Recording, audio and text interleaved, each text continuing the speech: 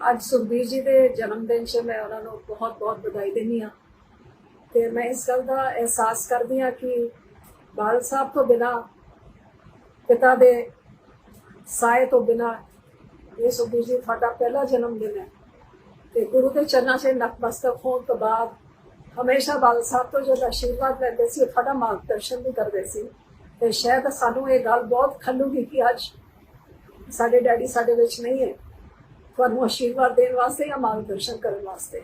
ਲੇਕਿਨ ਮੈਨੂੰ ਪੂਰਾ ਭਰੋਸਾ ਹੈ ਕਿ ਜਿਸ ਇਨਸਾਨ ਵਿੱਚ ਬਾਦਲ ਸਾਹਿਬ ਦਾ ਖੂਨ ਵਗਦਾ ਹੋਏ ਉਹਨਾਂ ਦੇ ਤੁਸੀਂ ਪੁੱਤ ਹੋ, ਜਿਨ੍ਹਾਂ ਨੇ ਬਾਦਲ ਸਾਹਿਬ ਦੇ ਥੱਲੇ ਉਹਨਾਂ ਦੇ ਸੰਸਕਾਰ ਸਾਹਮਣੇ ਦੇਖ ਕੇ ਤੁਸੀਂ ਤੁਹਾਡੇ ਵਿੱਚ ਇੱਕ ਇੱਕ ਗੁਣ ਉਹਨਾਂ ਦਾ ਜ਼ਰੂਰ ਭਰਿਆ ਹੋਗਾ ਤੇ ਜਿਸ ਤਰ੍ਹਾਂ ਦੇ ਉਹਨਾਂ ਨੇ ਤੁਹਾਡਾ ਮਾਰਗਦਰਸ਼ਨ ਕੀਤਾ ਹੈ। ਅੱਜ ਮੈਂ ਪਰਮਾਤਮਾ ਦੇ ਚਰਨਾਂ 'ਚ ਆਹੀ ਅਰਦਾਸ ਕਰਦੀ ਹਾਂ ਕਿ ਜਿਸ ਤਰ੍ਹਾਂ ਦੀ ਬਾਦਲ ਸਾਹਿਬ ਦੀ ਵੱਡੀ ਸੋਚ ਪੰਜਾਬ ਪ੍ਰਤੀ ਜਿਸ ਤਰ੍ਹਾਂ ਸਮਰਪਿਤ ਸੀਗੇ, ਹਰੇਕ ਗਰੀਬ ਦਾ, ਕਿਸਾਨ ਦਾ, ਮਜ਼ਦੂਰ ਦਾ ਦੁੱਖ ਉਹ ਮਹਿਸੂਸ ਕਰਦੇ ਸੀ। ਬਾਦਲ ਸਾਹਿਬ ਦੀ ਤਰ੍ਹਾਂ ਸਾਰਾ ਜੀਵਨ ਪੰਜਾਬ ਨੂੰ ਅੱਗੇ ਲਿਜਾਣ ਵਾਸਤੇ, ਅਗਵਾਈ ਕਰਨ ਵਾਸਤੇ ਤੁਹਾਨੂੰ ਉਹ ਮੌਕਾ ਜਦ ਪਰਮਾਤਮਾ ਦੇਣ ਫਿਰ ਤੁਸੀਂ ਬਾਦਲ ਸਾਹਿਬ ਦੇ ਦਿਖਾਏ ਹੋਏ ਰਾਹ ਤੇ ਚੱਲ ਕੇ ਪੰਜਾਬ ਨੂੰ ਬਹੁਤ ਅੱਗੇ ਲੈ ਕੇ ਜਾਓਗੇ। ਭਾਈਚਾਰਕ ਸਾਂਝ ਤੇ ਅਮਨ ਸ਼ਾਂਤੀ ਨੂੰ ਕਾਇਮ ਰੱਖਦੇ ਹੋਏ ਆਪਣੇ ਪਿਤਾ ਜੀ ਦੇ ਦਿਖਾਏ ਹੋਏ ਰਾਹ ਤੇ ਚਲੋਗੇ। ਅੱਜ ਤੁਹਾਡੇ ਵਾਸਤੇ ਮੈਂ ਇਹੀ ਦੁਆ ਕਰਦੀ ਹਾਂ ਕਿ ਤੁਹਾਨੂੰ ਤੁਹਾਡੇ ਜਨਮ ਦਿਨ ਦੀ ਬਹੁਤ ਬਹੁਤ ਸ਼ੁਭਕਾਮਨਾਵਾਂ ਦਿੰਦੀ ਹਾਂ। ਸਤਿ ਸ਼੍ਰੀ ਅਕਾਲ। ਅੱਜ ਬੜੀ ਖੁਸ਼ੀ ਦੀ ਗੱਲ ਹੈ ਕਿ ਸੁਖਬੀਰ ਸਿੰਘ ਦਾ ਬਰਥਡੇ ਹੈ ਤੇ ਮੈਂ ਉਹਨਾਂ ਨੂੰ ਇਹ ਕਹਾਂਗਾ ਕਿ ਜਿਹੜੀ ਡਿਊਟੀ ਤੇ ਤੁਸੀਂ ਹੋ ਸ਼੍ਰੋਮਣੀ ਅਕਾਲੀ ਦਲ ਦੀ ਪ੍ਰਧਾਨਗੀ ਤੇ, ਇਹ ਬਹੁਤ ਵੱਡੀ ਜ਼ਿੰਮੇਵਾਰੀ ਹੈ। ਸਾਰੇ ਪੰਥ ਦੀ ਇੱਕ ਕਿਸਮ ਦੀ ਪ੍ਰਧਾਨਗੀ ਤੁਹਾਡੇ ਕੋਲ ਹੈ। ਇਸ ਕਰਕੇ ਇਸ ਡਿਊਟੀ ਨੂੰ ਬੜੀ ਚੰਗੀ ਤਰ੍ਹਾਂ ਨਿਭਾਓ, ਦਿਨ ਰਾਤ ਇੱਕ ਕਰਕੇ ਨਿਭਾਉਣਾ ਚਾਹੀਦਾ ਹੈ। ਔਰ ਅੱਜ ਮੈਂ ਦਿਲ ਦੀਆਂ ਗਹਿਰਾਈਆਂ ਤੋਂ ਸੁਖਬੀਰ ਸਿੰਘ ਨੂੰ ਉਹਨਾਂ ਦੇ ਜਨਮ ਦਿਨ ਤੇ ਵਧਾਈ ਦਿੰਦਾ ਔਰ ਪ੍ਰਮਾਤਮਾ ਵਾਹਿਗੁਰੂ ਅੱਗੇ ਇਹ ਅਰਦਾਸ ਕਰਦਾ ਕਿ ਉਹਨਾਂ ਨੂੰ ਸ਼ਕਤੀ ਦਿਓ ਕਿ ਉਹ ਆਪਣੀ ਸੇਵਾ ਜਿਹੜੀ ਹੈ ਜਨਤਾ ਦੀ ਉਹ ਬਹੁਤ ਤਕੜੇ ਹੋ ਕੇ ਕਰ ਸਕਣ। ਵਾਹਿਗੁਰੂ ਜੀ ਕਾ ਖਾਲਸਾ, ਸ੍ਰੀ ਵਾਹਿਗੁਰੂ ਜੀ ਕੀ ਫਤਿਹ। ਮੈਂ ਗੁਰਪ੍ਰੀਤ ਸਿੰਘ, ਹਲਕਾ ਅਟਾਰੀ, ਜ਼ਿਲ੍ਹਾ ਅੰਮ੍ਰਿਤਸਰ ਤੋਂ ਸਾਡੇ ਬਹੁਤ ਹੀ ਸਤਿਕਾਰਯੋਗ ਸਰਦਾਰ ਸੁਖਬੀਰ ਸਿੰਘ ਜੀ ਬਾਦਲ ਸਾਹਿਬ ਵਿਕਾਸ ਪੁਰਸ਼, ਉਹਨਾਂ ਦੇ ਜਨਮ ਦਿਨ ਤੇ ਲੱਖ ਲੱਖ ਵਧਾਈ ਦਿੰਦਾ ਹਾਂ ਅਤੇ ਪਰਮਾਤਮਾ ਦੇ ਚਰਨਾਂ ਵਿੱਚ ਅਰਦਾਸ ਕਰਦਾ ਹਾਂ ਕਿ ਉਹਨਾਂ ਦੀ ਲੰਮੀ ਉਮਰ ਬਖਸ਼ਣ ਅਤੇ ਵਾਹਿਗੁਰੂ ਚੜ੍ਹਦੀ ਕਲਾ ਦੇ ਵਿੱਚ ਰੱਖਣ। ਵਾਹਿਗੁਰੂ ਜੀ ਕਾ ਖਾਲਸਾ, ਸ੍ਰੀ ਵਾਹਿਗੁਰੂ ਜੀ ਕੀ ਫਤਿਹ। ਸਤਿ ਸ਼੍ਰੀ ਅਕਾਲ ਜੀ। ਅੱਜ ਪੰਜਾਬ ਦੇ ਵਿਕਾਸ ਪੁਰਸ਼ ਸਰਦਾਰ ਸੁਖਬੀਰ ਸਿੰਘ ਬਾਦਲ ਸਾਹਿਬ ਨੂੰ ਮੈਂ ਦਿਲ ਦੀਆਂ ਗਹਿਰਾਈਆਂ ਚੋਂ ਅੱਜ ਦੇ ਉਹਨਾਂ ਦੇ ਜਨਮ ਦਿਨ ਤੇ ਲੱਖ ਲੱਖ ਵਾਰ ਮੁਬਾਰਕਬਾਦ ਦੇਣਾ ਚਾਹੂੰਗਾ। ਔਰ ਤੁਹਾਨੂੰ ਵੀ ਸ਼ਾਇਦ ਇਸ ਗੱਲ ਦਾ ਮੇਰਾ ਖਿਆਲ ਹੈ ਕਿ ਡਿਟੇਲ ਦੇ ਵਿੱਚ ਮੈਂ ਦੱਸਣਾ ਜ਼ਰੂਰ ਚਾਹਾਂਗਾ ਕਿ ਵਿਕਾਸ ਪੁਰਸ਼ ਨਾਮ ਮੈਂ ਕਿਉਂ ਦਿੱਤਾ ਹੈ। ਔਰ ਤੁਹਾਨੂੰ ਵੀ ਮੇਰਾ ਖਿਆਲ ਹੈ ਕਿ ਸਾਰੀਆਂ ਗੱਲਾਂ ਸੁਣਨ ਤੋਂ ਬਾਅਦ ਇਸ ਗੱਲ ਦਾ ਅਹਿਸਾਸ ਹੋਵੇਗਾ ਕਿ ਵਾਕਈ ਵਿਕਾਸ ਪੁਰਸ਼ ਦੇ ਤੌਰ ਤੇ ਸਾਨੂੰ ਉਹਨਾਂ ਦਾ ਨਾਮ ਜਿਹੜਾ ਹੈਗਾ ਉਹ ਜਾਣਿਆ ਜਾਣਾ ਚਾਹੀਦਾ ਔਰ ਨਾਲ ਜੋੜਿਆ ਜਾਣਾ ਚਾਹੀਦਾ। ਬਹੁਤ ਸਾਰੀਆਂ ਸਰਕਾਰ ਦੇ ਵਿੱਚ ਗੱਲਾਂ, ਸਕੀਮਾਂ ਐਸੀਆਂ ਹੋਈਆਂ ਜਿਹੜੀਆਂ ਹਮੇਸ਼ਾ ਸਰਕਾਰ ਦੇ ਜਿਹੜੀਆਂ ਹੈਗੀਆਂ ਜ਼ਿੰਮੇ ਪੈਂਦੀਆਂ ਰਹੀਆਂ, ਬਾਦਲ ਸਾਹਿਬ ਵੱਡਿਆਂ ਦੇ ਖਾਤੇ ਪੈਂਦੀਆਂ ਰਹੀਆਂ, ਪਰ ਉਹ ਜ਼ਿਆਦਾਤਰ ਸਕੀਮਾਂ ਸਰਦਾਰ ਸੁਖਬੀਰ ਸਿੰਘ ਬਾਦਲ ਸਾਹਿਬ ਦੀਆਂ ਘੜੀਆਂ ਹੋਈਆਂ ਸੀ ਜਾਂ ਲੈ ਕੇ ਆਏ ਸੀ। ਮੈਨੂੰ ਅੱਜ ਕਹਿਣ ਦੇ ਵਿੱਚ ਗਰਜ ਨਹੀਂ, ਭਾਵੇਂ ਮੇਰਾ ਖਿਆਲ ਹੈ ਕਿ ਇਹ ਲੱਗੇ ਨਾ ਕਿ ਆਪਣੇ ਮੂੰਹ ਮੀਆਂ ਮਿੱਠੂ ਬਣ ਰਹੇ ਆ, ਪਰ ਕੋਈ ਤਾਂ ਹੋਣਾ ਚਾਹੀਦਾ। ਸਰਦਾਰ ਸੁਖਬੀਰ ਸਿੰਘ ਬਾਦਲ ਸਾਹਿਬ ਨੇ ਜੋ ਖੁਦ ਨੇ ਕੰਮ ਕੀਤੇ ਆ ਉਹਨਾਂ ਨੂੰ ਦੱਸਣ ਦੇ ਲਈ ਕੋਈ ਤਾਂ ਹੋਣਾ ਚਾਹੀਦਾ। ਇਸ ਲਈ ਮੈਂ ਆਪਣਾ ਫਰਜ਼ ਸਮਝਦਾ। ਮੈਂ ਗੱਲ ਕਰਾਂ ਕਿ ਜੇ ਪੰਜਾਬ ਦੀ ਜਾਂ ਕਿਸੇ ਵੀ ਸੂਬੇ ਦੀ ਤਰੱਕੀ ਦੇ ਵਿੱਚ ਸਭ ਤੋਂ ਅਹਿਮ ਚੀਜ਼ ਕਿਹੜੀ ਹੁੰਦੀ ਹੈ? ਪਾਵਰ, ਜਿਹਦੇ ਵਿੱਚ 3 ਥਰਮਲ ਪਲਾਂਟ ਲਾ ਕੇ ਸਰਦਾਰ ਸੁਖਬੀਰ ਸਿੰਘ ਬਾਦਲ ਸਾਹਿਬ ਨੇ ਪੰਜਾਬ ਨੂੰ ਸਰਪਲਸ ਕੀਤਾ ਔਰ ਉਦੋਂ ਬਾਅਦ ਦੀਆਂ 2 ਸਰਕਾਰਾਂ ਵੀ ਅੱਜ ਤੱਕ ਬਿਜਲੀ ਸਰਪਲਸ ਦਾ ਜਿਹੜਾ ਹੈਗਾ ਉਹ ਆਨੰਦ ਮਾਣ ਰਹੀਆਂ। ਦੂਜੀ ਗੱਲ ਹੁੰਦੀ ਹੈ ਸੜਕਾਂ। ਜੇ ਪੰਜਾਬ ਦਾ ਨੈਟਵਰਕ ਵੇਖੀਏ ਤਾਂ ਮੈਂ ਸਮਝਦਾ ਦੇਸ਼ ਦੇ ਵਿੱਚੋਂ ਸਭ ਤੋਂ ਬਿਹਤਰ ਨੈਟਵਰਕ ਜਿਹੜਾ ਹੈਗਾ ਉਹ ਪੰਜਾਬ ਦੇ ਵਿੱਚ ਹੈ। ਸਾਰੇ ਨੈਸ਼ਨਲ ਹਾਈਵੇ ਤੇ ਜ਼ਿਆਦਾਤਰ ਜਿਹੜੀਆਂ ਸਾਡੀਆਂ ਸਟੇਟ ਰੋਡ ਹੈਗੀਆਂ ਸਾਰੀਆਂ ਦੇ ਉੱਤੋਂ ਫਾਟਕ ਜਿਹੜੇ ਆ ਲਗਭਗ ਖਤਮ ਕਰਤੇ ਸੀ। ਇਹ ਵੀ ਸੁਖਬੀਰ ਸਿੰਘ ਬਾਦਲ ਸਾਹਿਬ ਦੇ ਹਿੱਸੇ ਜਾਂਦਾ ਹੈ। ਉਦੋਂ ਬਾਅਦ ਤੀਜਾ ਆਉਂਦਾ ਹਵਾਈ ਨੈਟਵਰਕ। ਇੰਟਰਨੈਸ਼ਨਲ 에ਅਰਪੋਰਟ ਮੋਹਾਲੀ ਦੀ ਗੱਲ ਕਰ ਲਓ, ਭਾਵੇਂ ਅੰਮ੍ਰਿਤਸਰ ਦੀ ਐਕਸਪੈਂਸ਼ਨ ਦੀ ਗੱਲ ਕਰ ਲਓ, ਭਾਵੇਂ ਬਠਿੰਡਾ, ਜਲੰਧਰ ਤੇ ਪਠਾਨਕੋਟ ਘਰੇਲੂ ਹਵਾਈ ਅੱਡਿਆਂ ਦੀ ਗੱਲ ਕਰ ਲਓ, ਇਹ ਸਾਰੇ ਦੇ ਸਾਰੇ ਸਰਦਾਰ ਸੁਖਬੀਰ ਸਿੰਘ ਬਾਦਲ ਸਾਹਿਬ ਦੇ ਦਿਮਾਗ ਦੀ ਕ੍ਰੀਏਸ਼ਨ ਸੀ ਜਿਹੜੀ ਉਹਨਾਂ ਨੇ ਇੰਪਲੀਮੈਂਟ ਕੀਤੇ। ਤੀਜਾ ਜਿਹੜਾ ਸਭ ਤੋਂ ਜ਼ਿਆਦਾ ਆਮ ਲੋਕਾਂ ਨਾਲ ਜੁੜੇ ਮੁੱਦੇ ਕੀ ਹੁੰਦੇ ਆ, ਸਾਡੀ ਹੈਲਥ ਨਾਲ ਤੇ ਜਾਂ ਸਾਡੀ ਐਜੂਕੇਸ਼ਨ ਨਾਲ। ਜਦੋਂ ਸਰਕਾਰ ਸਾਂਭੀ ਸੀ ਤੇ ਹੈਲਥ ਦੇਸ਼ ਦੇ ਵਿੱਚੋਂ 24ਵੇਂ ਥਾਂ ਤੇ ਸੀ ਪੰਜਾਬ। ਜਿਸ ਦਿਨ ਸਰਕਾਰ 10 ਸਾਲਾਂ ਲਈ ਛੱਡ ਕੇ ਗਏ ਸੀ, 5ਵੀਂ ਥਾਂ ਤੇ ਛੱਡ ਕੇ ਗਏ। ਜੇ ਐਜੂਕੇਸ਼ਨ ਸਿੱਖਿਆ ਦੇ ਮਾਮਲੇ ਦੇ ਵਿੱਚ ਦੇਸ਼ ਦੇ ਵਿੱਚ 17ਵੇਂ ਥਾਂ ਤੇ ਸੀ, 78000 ਟੀਚਰ ਭਰਤੀ ਕੀਤਾ ਔਰ ਦੇਸ਼ ਦੇ ਵਿੱਚੋਂ ਤੀਜੀ ਥਾਂ ਤੇ ਛੱਡ ਕੇ ਗਏ ਸੀ। ਇਹ 4-5 ਚੀਜ਼ਾਂ ਜਿਹੜੀਆਂ ਤਰੱਕੀ ਦੇ ਜਿਹੜੇ ਅਹਿਮ ਪਿੱਲਰ ਹੁੰਦੇ ਆ ਜਿਨ੍ਹਾਂ ਬਾਰੇ ਮੈਂ ਗੱਲ ਕੀਤੀ ਹੈ। ਔਰ ਉਸ ਤੋਂ ਬਾਅਦ ਜੇ ਆਪਾਂ ਅੱਗੇ ਤੁਰੀਏ, ਅੱਜ ਸਿਹਤ ਦੇ ਨਾਲ ਜਿਸ ਤਰ੍ਹਾਂ ਦਾ ਮਾਹੌਲ ਪੈਦਾ ਹੋਇਆ ਸੀ ਕਿ ਗੁਰਬਤ ਦੇ ਵਿੱਚ ਲੋਕਾਂ ਤੋਂ ਇਲਾਜ ਨਹੀਂ ਸੀ ਕਰਾਏ ਜਾਂਦੇ, ਦੇਸ਼ ਦੇ ਵਿੱਚ ਪਹਿਲਾ ਸੂਬਾ ਸੀ ਜਿਹਨੇ 50,000 ਮੁਫਤ ਇਲਾਜ ਹਰੇਕ ਪਰਿਵਾਰ ਦੇ ਲਈ ਸ਼ੁਰੂ ਕੀਤਾ ਔਰ ਅੱਜ ਕੇਂਦਰ ਦੀ ਸਰਕਾਰ ਨੇ ਉਸੇ ਚੀਜ਼ ਦੀ ਨਕਲ ਕਰਕੇ 5 ਲੱਖ ਰੁਪਏ ਤੱਕ ਕੀਤਾ ਹੋਇਆ। ਇਹ ਵੀ ਤੁਹਾਡੇ ਸਾਹਮਣੇ ਆ।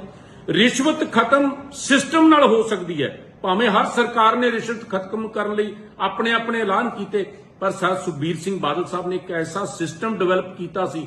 2243 ਸੇਵਾ ਕੇਂਦਰ ਖੋਲੇ, ਲਗਭਗ 150 ਪੌਣੇ 200 ਦੇ ਕਰੀਬ ਸੁਵਿਧਾ ਕੇਂਦਰ ਸੀ, 150 ਪੌਣੇ 200 ਜਿਹੜੇ ਆ ਸਾਂਝ ਕੇਂਦਰ ਸੀ। ਇਹਨਾਂ ਦੇ ਵਿੱਚ ਇੱਕ ਸਮਾਂਬੱਧ ਤੇ ਤਰਤੀਬਬੱਧ ਜਿਹੜੇ ਕੋਈ ਕੰਮ ਸੀਗੇ, ਘੰਟੇ ਤੇ ਦਿਨ ਦੇ ਕੇ ਤੇ ਇੱਕ ਨਿਯਮਤ ਫੀਸ ਦੇ ਕੇ ਜਿਹੜੇ ਇਹਨਾਂ ਦੇ ਵਿੱਚ ਕੰਮ ਹੁੰਦੇ ਸੀ। ਬਦਕਿਸਮਤੀ ਨਾਲ ਪੰਜਾਬ ਦੇ ਲੋਕਾਂ ਨੂੰ ਉਹਨਾਂ ਤੋਂ ਵਿਰਵੇ ਹੋਣਾ ਪੈ ਗਿਆ, ਬੰਦ ਕਰ ਦਿੱਤੇ ਗਏ। ਇਹ ਬਹੁਤ ਵੱਡਾ ਇੱਕ ਪੰਜਾਬ ਦੇ ਇਤਿਹਾਸ ਦੇ ਵਿੱਚ ਮੀਲ ਪੱਥਰ ਸੀ। ਇਦੋਂ ਜੇ ਆਪਾਂ ਅੱਗੇ ਚੱਲ ਪਈਏ, ਨਿੱਕੀ ਨਿੱਕੀ ਗੱਲ ਤੇ ਕਿੰਨਾ ਸੁਖਬੀਰ ਸਿੰਘ ਬਾਦਲ ਸਾਹਿਬ ਧਿਆਨ ਦਿੰਦੇ ਸੀਗੇ। ਫਰਦ ਕੇਂਦਰ ਖੋਲੇ, ਮਾਲ ਰਿਕਾਰਡ ਕੰਪਿਊਟਰਾਈਜ਼ਡ ਕੀਤਾ। ਐਫੀਡੇਵਿਟ ਦੇ ਉੱਤੇ 350 ਕਰੋੜ ਰੁਪਈਆ ਪੰਜਾਬ ਸਰਕਾਰ ਨੂੰ ਇਕੱਠਾ ਹੁੰਦਾ ਸੀ। ਮੰਨ ਲਓ 5 ਰੁਪਏ ਦਾ ਐਫੀਡੇਵਿਟ ਖਰੀਦਣਾ 20 ਚ ਮਿਲਦਾ ਸੀ, ਫਿਰ ਉਹਨੂੰ ਅਟੈਸਟ ਕਰਾਉਣ ਵਾਲਾ ਤੇ ਦੂਜੇ ਬੜੇ ਪੈਸੇ ਲੱਗਦੇ ਸੀ। ਸੁਖਬੀਰ ਸਿੰਘ ਬਾਦਲ ਸਾਹਿਬ ਦੀ ਸੋਚ ਨੇ ਐਫੀਡੇਵਿਟ ਖਤਮ ਹੀ ਕਰਤਾ, ਸਿਰਫ ਸਵੈ ਘੋਸ਼ਣਾ ਪੱਤਰ ਲਾਗੂ ਕਰਤਾ। 300 ਕਰੋੜ ਸਿੱਧੇ ਰੂਪ 'ਚ ਤੇ 1000 ਕਰੋੜ ਰੁਪਏ ਦਾ ਅਸਿੱਧੇ ਰੂਪ ਦੇ ਵਿੱਚ ਲੋਕਾਂ ਦੀ ਜੇਬ ਦੇ ਵਿੱਚ ਜਿਹੜਾ ਹੈਗਾ ਉਹ ਸਿੱਧਾ ਫਾਇਦਾ ਕੀਤਾ ਹੈ। ਇਸੇ ਤਰ੍ਹਾਂ ਵੱਖ-ਵੱਖ ਕਿਸਮ ਦੀਆਂ 10 ਹੈਲਪਲਾਈਨਾਂ ਸੀ, ਜਿਹਦੇ 'ਚ ਪੁਲਿਸ ਦੀ ਹੈਲਪਲਾਈਨ, ਜਿਹਦੇ 'ਚ ਡਿਪਟੀ ਮੁੱਖ ਮੰਤਰੀ ਦੇ ਦਫ਼ਤਰ ਦੀ ਹੈਲਪਲਾਈਨ, ਜਿਹਦੇ 'ਚ ਸਿਹਤ ਦੀ ਹੈਲਪਲਾਈਨ, ਜਿਹਦੇ 'ਚ ਮੈਂ ਸਮਝਦਾ ਕਿ ਐਂਬੂਲੈਂਸ ਦੀ ਤੇ ਜਾਂ ਡਾਕਟਰਾਂ ਦੀ ਵੀ ਇੱਕ ਟੀਮ ਬਿਠਾਈ ਹੋਈ ਸੀ। ਜੇ ਕਿਸੇ ਨੇ ਮਤਲਬ 10 ਕਿਸਮ ਦੀਆਂ, ਬਿਜਲੀ ਜੇ ਖਰਾਬ ਹੋ ਜਾਂਦੀ ਸੀ, ਪਾਣੀ ਦੇ ਪੀਣ ਵਾਲਾ ਖਰਾਬ ਹੋ ਜਾਂਦਾ ਸੀ, ਕਿਸੇ ਸਾਰੇ ਤਰ੍ਹਾਂ ਦੀਆਂ 10 ਹੈਲਪਲਾਈਨਾਂ ਸੀ। ਘਰ ਬੈਠਾ ਕੋਈ ਵੀ ਕੰਪਲੇਂਟ ਕਰ ਸਕਦਾ ਸੀ। ਇਹ ਵੀ ਉਹਨਾਂ ਦੀ ਦੇਣ ਸੀ। ਕ੍ਰਾਈਮ ਜਿੱਥੇ ਵਧਿਆ ਹੋਇਆ ਸੀ, ਲੁਧਿਆਣੇ ਵਰਗੇ ਸ਼ਹਿਰ ਦੇ ਵਿੱਚ 400-500 ਕੈਮਰੇ ਲਾ ਕੇ ਇੰਨਾ ਹਾਈਟੈਕ ਸਿਸਟਮ ਕੀਤਾ ਕਿ ਬਾਕੀ ਸ਼ਹਿਰਾਂ ਦੇ ਨਾਲੋਂ ਕ੍ਰਾਈਮ ਜਿਹੜਾ ਉੱਥੇ 25-30% ਹੀ ਰਹਿ ਗਿਆ ਸੀ। ਹੈਲਥ ਦੇ ਮਾਮਲੇ 'ਚ ਗੱਲ ਕਰ ਲਈਏ, ਜਿੱਥੇ ਵੱਖ-ਵੱਖ ਸ਼ਹਿਰਾਂ ਦੇ ਵਿੱਚ ਸਾਰੇ ਹਸਪਤਾਲਾਂ ਨੂੰ ਅਪਗ੍ਰੇਡ ਕੀਤਾ, ਮੈਡੀਕਲ ਜਿਹੜੀਆਂ ਸਹੂਲਤਾਂ ਵਧਾਈਆਂ, ਏਮਜ਼ ਵਰਗੇ ਹਸਪਤਾਲ ਲਿਆਉਣ ਦੇ ਵਿੱਚ ਜਿੱਥੇ ਸੁਖਬੀਰ ਸਿੰਘ ਬਾਦਲ ਸਾਹਿਬ ਤੇ ਬੀਬਾ ਹਰਸਿਮਰਤ ਕੌਰ ਬਾਦਲ ਦੀ ਜੋੜੀ ਨੇ ਬਹੁਤ ਵੱਡਾ ਮਾਲਵੇ ਦੇ ਖਿੱਤੇ ਦੇ ਵਿੱਚ ਇੱਕ ਉਪਰਾਲਾ ਕੀਤਾ। ਦੋਸਤੋ, ਪੰਜਾਬ ਸੂਬੇ ਦੇ ਵਿੱਚ ਦੇਸ਼ ਦੇ ਵਿੱਚੋਂ ਪਹਿਲਾ ਸੂਬਾ ਬਣਾਇਆ ਸੀ ਸੁਖਬੀਰ ਸਿੰਘ ਬਾਦਲ ਸਾਹਿਬ ਦੀ ਸੋਚ ਨੇ, ਜਦੋਂ ਨੌਕਰੀਆਂ ਦੇ ਵਿੱਚ ਇੰਟਰਵਿਊ ਹੀ ਖਤਮ ਕਰਤੀ ਸੀ। ਇਸੇ ਕਰਕੇ ਸਰਕਾਰ ਰਿਪੀਟ ਹੋਈ ਸੀ, ਭਾਵੇਂ ਸੈਂਕੜੇ ਹੋਰ ਕਾਰਨ ਹੋ ਸਕਦੇ ਆ। ਜੇ ਸਭ ਤੋਂ ਵੱਡਾ ਮੈਂ ਕਾਰਨ ਮੰਨਦਾ ਹਾਂ ਪੰਜਾਬ 'ਚ ਨੌਜਵਾਨਾਂ ਦੀ ਸ਼ਕਤੀ ਮੰਨਦਾ। ਔਰ ਜਦੋਂ ਨੌਜਵਾਨਾਂ ਨੂੰ ਬਿਨਾਂ ਇੰਟਰਵਿਊ ਤੋਂ, ਬਿਨਾਂ ਕਿਸੇ ਸਿਫਾਰਿਸ਼ ਤੋਂ, ਬਿਨਾਂ ਕਿਸੇ ਰਿਸ਼ਵਤ ਤੋਂ ਨੌਕਰੀਆਂ ਮਿਲਣ ਲੱਗੀਆਂ ਸੀ ਪੰਜਾਬ 'ਚ, ਉਹ ਸੁਖਬੀਰ ਸਿੰਘ ਬਾਦਲ ਸਾਹਿਬ ਦੀ ਦੇਣ ਸੀ। ਔਰ 10 ਸਾਲਾਂ ਦੇ ਵਿੱਚ 2.5 ਲੱਖ ਨੌਕਰੀ ਦਿੱਤੀ ਤੇ ਜਿਹਦੀ ਇੱਕ ਵੀ ਅਪੀਲ ਦਲੀਲ ਕਿਤੇ ਹਾਈ ਕੋਰਟ ਨਹੀਂ ਗਈ, ਕਿਉਂਕਿ ਪਿਓਰਲੀ ਮੈਰਿਟ ਤੇ ਨੌਕਰੀਆਂ ਦਿੱਤੀਆਂ ਸੀ। ਇਹ ਵੀ ਸੁਖਬੀਰ ਸਿੰਘ ਬਾਦਲ ਸਾਹਿਬ ਨੇ ਸ਼ੁਰੂ ਕੀਤਾ। ਅੱਜ ਦੇਸ਼ ਦੇ ਵਿੱਚ ਕਈ ਸੂਬਿਆਂ ਨੇ ਕੀਤਾ।